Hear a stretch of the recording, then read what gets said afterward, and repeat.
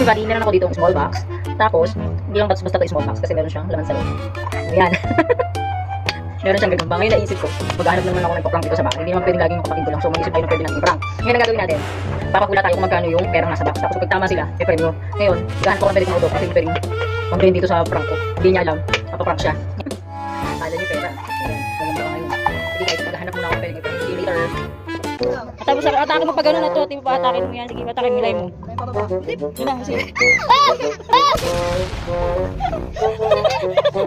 May 20? May 20 ba? Nangangagat yan.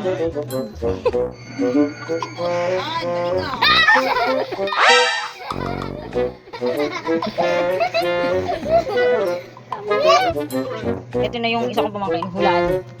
Oh. Seb, tingin mo magkano to? Hatakin mo ha, hatakin mo. Pag tama ka, bigyan kita ng prize.